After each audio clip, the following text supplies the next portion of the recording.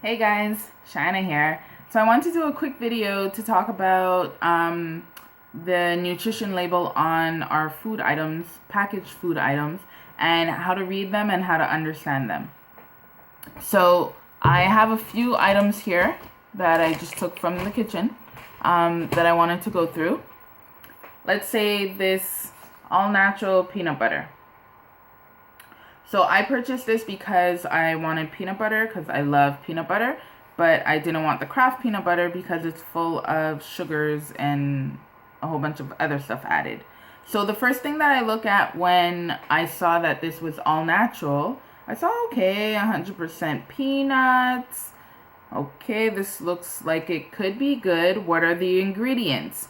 So you always want to make sure that you look at the ingredients that are in the items that you're purchasing. So the ingredients in this one is 100% select roasted peanuts. That's it. That's what I want. I don't want, things that I can't name because it maybe means that it's some type of preservative that's added into the item that I'm purchasing. Now, after I look at the ingredients, I'm like, okay, there's just peanuts. Okay, this should be good for me. However, I still want to look at the nutrition facts. So the way to look at the nutrition facts is that you see what is the serving size. So right here, you see where it says, maybe you can't see, but anyways, it says per 1 tablespoon. So 1 tablespoon is the serving size of the nutrition facts that it's going to give you on the sticker. So it tells you how many calories you have in the serving, how much fat, saturated fat, trans fat. Now, trans fat, you do not want trans fat. If you purchase something that has trans fat, you throw it out, you give it away to the garbage. You do not want to eat trans fat. That is a man-made fat. There's 3 different kinds of fats. There's healthy fats that you get from fish, from food. There's fats that you get from the animals. So that's saturated fats, which you try to limit, but it's okay sometimes to have saturated fats. And then there's man-made fats, which is trans fats. You don't want that. So anything that has trans fat, you don't want to eat that. And then it also tells you, okay, so how much cholesterol is in here. There's 0%. How much sodium. Now that's your salt intake. You don't want to have a lot of salt in your food. You already shouldn't have a lot of salt in your day. So you want to limit the amount of salt that you have in your food. This has 0%, which is perfect. 0% of my daily intake for this one serving. Great. Carbs. So as we spoke about before, it's good to have good carbs. Now let's see if this has good carbs. So for carbs, there's 3 grams, which is 1%. 1 gram is fiber, so that's 4%. And then 1 gram is sugar.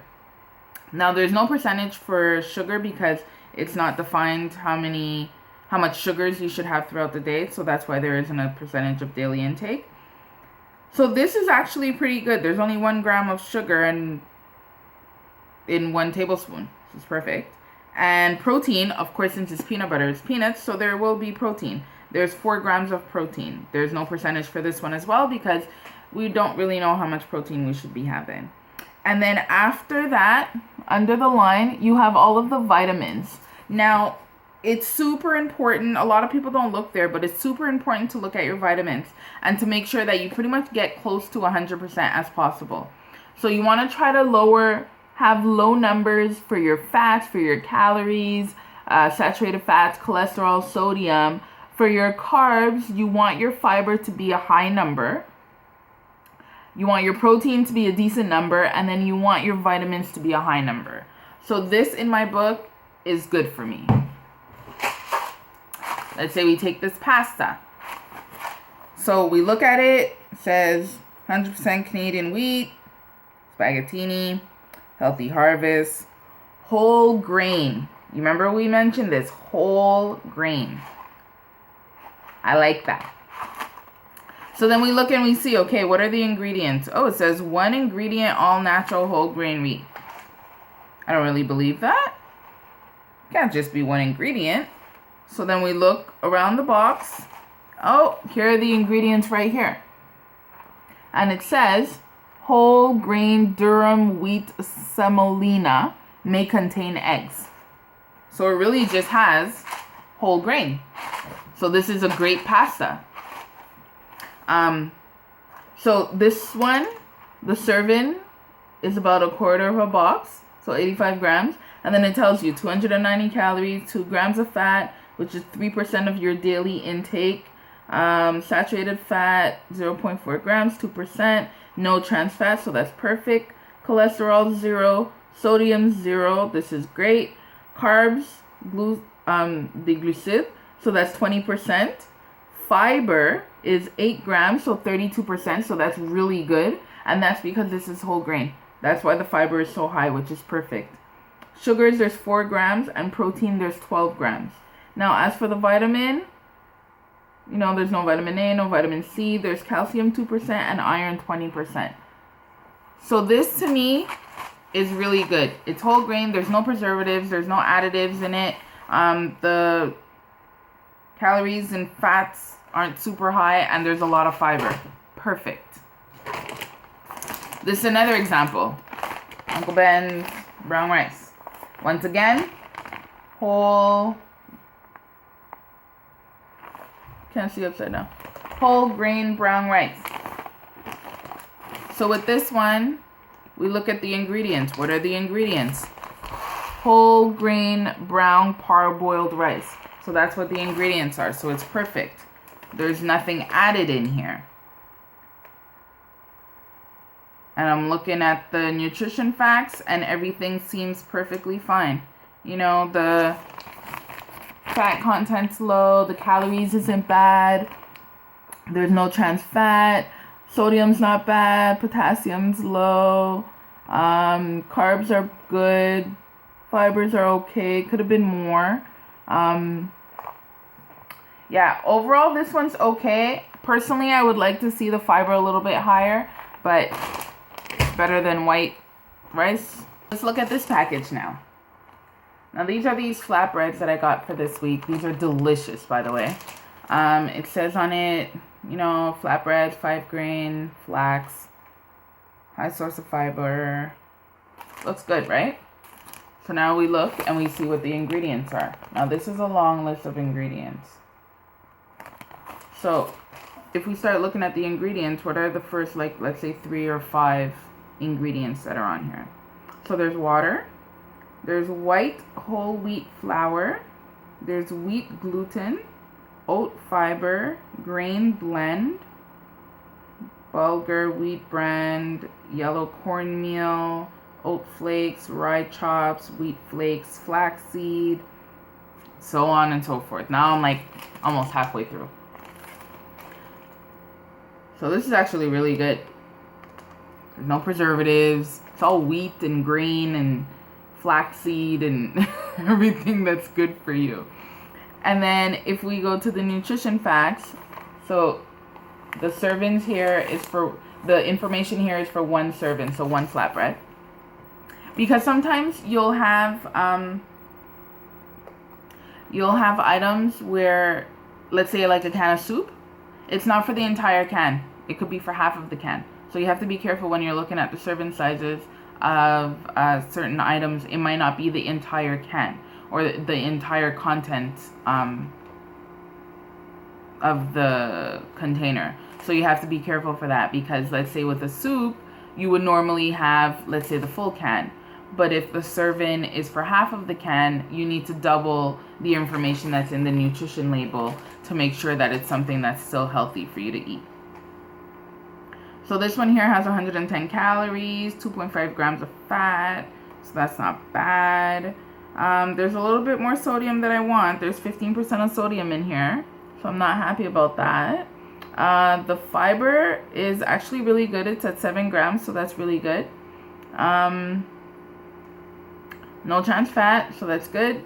And proteins, iron, calcium, so overall, good choice. Now, salad dressing.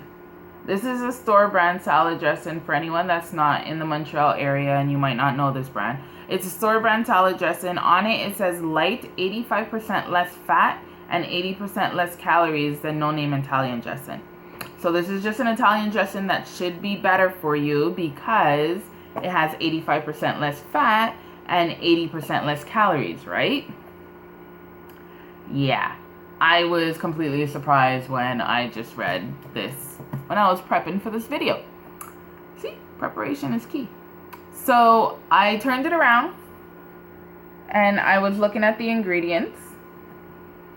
And the first ingredient, okay, water, that's fine. Second one, white vinegar.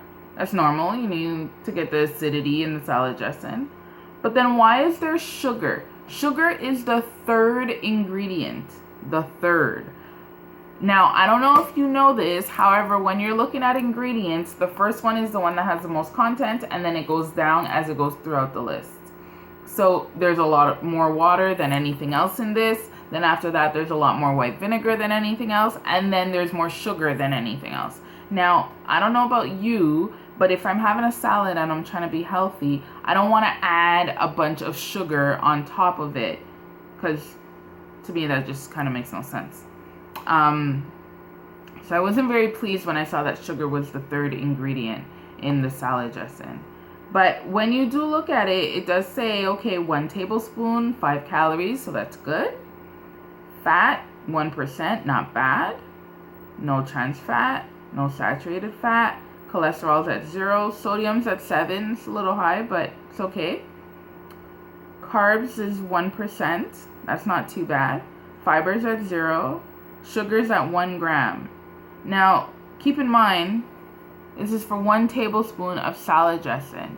I shouldn't have sugars in my salad dressing because then I'm having a dessert. I'm not having a salad. I'm having a salad with like a piece of cake on it or something.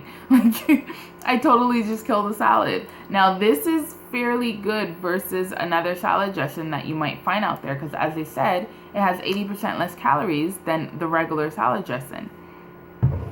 So that's pretty much what I do when I look at my items. I look and see what the ingredients are, what the nutrition label tells me, and also what the serving sizes are. Because, you know, let's say with the salad dressing, the serving size is 1 tablespoon. How many people have only 1 tablespoon when they have a salad? Or do they just take the salad dressing, open it, and pour, and they're pretty much having soup with lettuce? I'm sure there are a few people out there that have a lot more than just 1 tablespoon. Now, we have to keep the serving sizes in mind whenever we're having foods. So it's good to look at the ingredients, to look at the nutrition label, and make sure that your serving sizes and the food that you're intaking and the nutrients that you're intaking and also the fats and everything that you're taking in is okay for your system. So hopefully this was helpful for you and it will make you a better shopper when you go do your groceries on the weekend. Take care. Bye.